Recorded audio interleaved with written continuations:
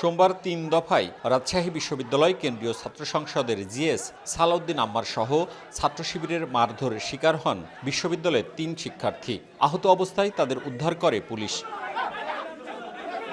৩ জনের মধ্যে বিশ্ববিদ্যালয়ের ইতিহাস বিভাগের শিক্ষার্থী মোহাম্মদ আনাস ও মাহমুদুল হাসানকে সোমবার রাতেই কার্যক্রম নিষিদ্ধ ছাত্রলীগের সন্ত্রাসী কার্যক্রমের আগের একটি মামলায় গ্রেফতার দেখানো হয়। ছাত্রলীগের যে সাম্প্রতিক সময়ে আপনারা দেখেছেন যে বিশ্ববিদ্যালয় ক্যাম্পাসে পোস্টার লাগানো, ব্যানার লাগানো, বিভিন্ন রকমের স্টিকার লাগানো, এইগুলো নিয়ে কিন্তু একটা অস্থিতিশীল পরিস্থিতি তৈরি করার চেষ্টা করেছে তারা, এবং ভার্চুয়ালিও তারা অনেক কিছু করার চেষ্টা করেছে।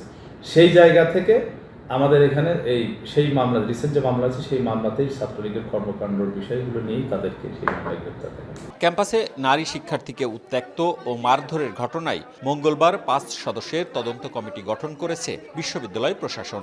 ঘটনার সময় প্রক্টোরিয়াল বডি সহ আইনশৃঙ্খলা বাহিনীর ভূমিকাও খতিয়ে দেখার কথা জানান উপাচার্য।